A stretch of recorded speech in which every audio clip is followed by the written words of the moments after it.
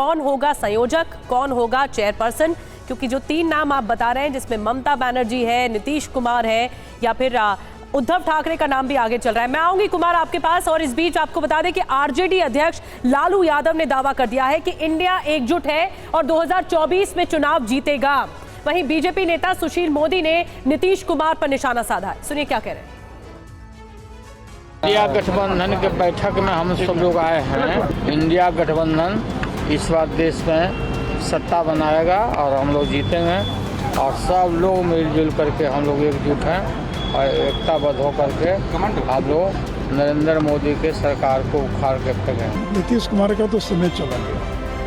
Car garage network great, claim cover great, price wait वाह, price भी great. Tata AIG car insurance, trusted नाम, fantastic नाम। जब से उन्होंने विधानमंडल में दलित और महिलाओं के बारे में जिस प्रकार की ओछी टिप्पणी की, उसके बाद उनकी जो दावेदारी थी संयोजक पद के लिए, वह दावेदारी भी खत्म हो गई। प्रधानमंत्री पद का उम्मीदवार तो दूर की बात, जो संयोजक बनने से वो खुश थे कि मैं संयोजक बन जाऊंगा, वो दावेदारी खत्म हो गई।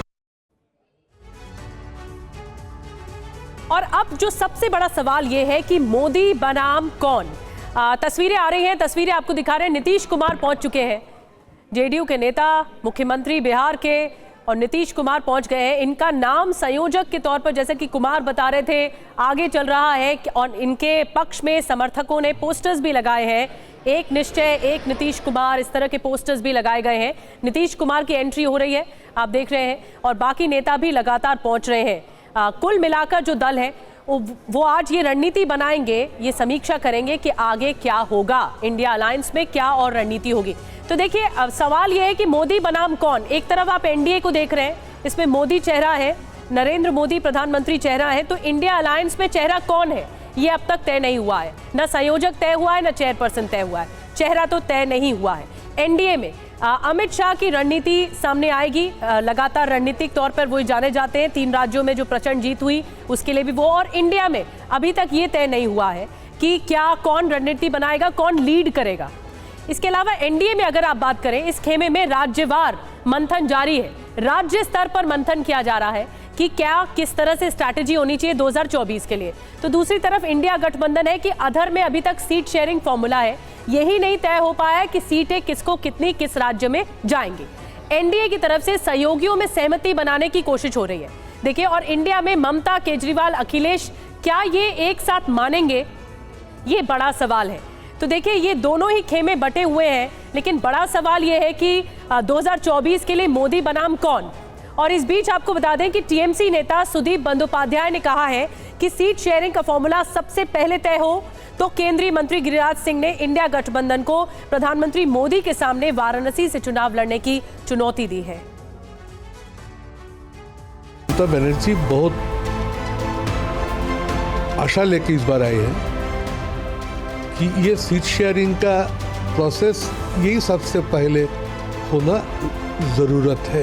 अगर किसी में इंडी गठबंधन में हिम्मत है तो एक व्यक्ति जाके नरेंद्र मोदी से बनारस लड़ ले, चुनाव में नीतीश कुमार हो या आरजेडी का कोई हो। अरे ये सब आईवास है, अपने स्वार्थों के लिए जा रहा है। और कुमार विक्रांत हमारे साथ जुड़े हुए, लगातार तस्वीरें भी सामने आ रही हैं। कुमार, मैं आपके पास आ रही हूँ। गिरिराज सिंह तो पूरी खुली चुनौती दे रहे हैं कि अगर इंडिया अलायंस की किसी नेता में हिम्मत है तो बनारस से या वाराणसी से लड़कर दिखाएं प्रधानमंत्री मोदी के खिलाफ। जी, निश्चित तौर पर जिस तरीके से 2024 करीब आता जाएगा, 2 गठबंधन आमने सामने होंगे, तो ऐसे राजनीतिक बयान, दिलचस्प बयान या राजनीतिक गिमिक लगातार सामने आते रहेंगे। लेकिन एक अहम बात यह है जो इस बैठक में होने वाली है कि मोदी बनाम कौन और मोदी हटाओ, इन 2 चीज़ों से निपटना है इस इंडिया अलायंस को। ये आपस में चर्चा पहले हुई है पर्दे के पीछे, और ये माना जा रहा है कि मोदी बनाम भारत, मोदी बनाम इंडिया, मोदी बनाम जनता की बात की जाए। मोदी के सामने सामूहिक नेतृत्व रखा जाए, अनुभव की बात की जाए कि अनुभव और नौजवानों का एक नेता है जो मिलकर के सामना करेंगे, लेकिन मुद्दे जनता के होंगे। तो मोदी के सामने कोई चेहरा फिलहाल रखने की तैयारी नहीं है। चुनाव के बाद ज़रूरत पड़ने पर किसी को नेतृत्व दिया जाएगा या लीड किया जाएगा, ये अभी तक तय हो रहा है। और दूसरी अहम बात यह है कि मोदी हटाओ की बात बिल्कुल नहीं करनी है, ये आज तय हो जाने वाला है, क्योंकि कांग्रेस को भी लगता है कि एक वक्त में था, अगर आपको याद दिलाऊं, कि विपक्षी एकजुट होकर कहते थे इंदिरा हटाओ और कांग्रेस नारा देती थी गरीबी हटाओ, और विपक्षी हारते थे, इंदिरा गांधी चुनाव जीत गई थी। तो ऐसे में किसी एक व्यक्ति पर न जाकर, यानी मोदी हटाओ की बात ना करके, एक वैकल्पिक एजेंडा यानी न्यूनतम साझा कार्यक्रम सामने लाने का एक पेशकश की जाएगी और वो कार्यक्रम बनाया जाएगा। इसके साथ साथ संयुक्त रैली कहाँ पर की जाए, संयुक्त चुनावी मुद्दे हों, और सबसे अहम बात, ऐसे मुद्दे, सनातन जैसे मुद्दे जिससे बीजेपी को आप एक प्लेट में दे देते हैं चुनावी मुद्दा, ऐसे मुद्दों से बचा जाए, मुद्दे तय किए जाएं, जनता से जुड़े हो मुद्दे, और उन मुद्दों पर ही सरकार को घेरा जाए। मैं फिर कहूँगा, मोदी बनाम कौन की लड़ाई में ना पड़ा जाए, मोदी बनाम भारत, जनता और इंडिया की बात की जाए, जनता से जुड़े मुद्दों की बात की जाए, और मोदी हटाओ की बात ना की जाए, बल्कि वैकल्पिक एजेंडे की बात की जाए कि हम जनता के लिए ये राहत लेकर आ रहे हैं, महंगाई से हम ऐसे राहत दिलाएंगे, किसानों को ऐसे राहत देंगे, आर्थिक असमानता ऐसे दूर करेंगे। तो ये सारी चीजें इंडिया अलायंस के नेताओं का ये एजेंडा होगा कि व्यक्ति विशेष पर हमला न करके, यानी मोदी हटाओ वाले फॉर्मूले पर न जाके, ये होगा कि जनता के हितैषी आप कैसे बन सकते हैं, इस पर बात होगी। बहरहाल मैं आऊंगी कुमार, हमारे साथ मनीष भी जुड़ गए हैं।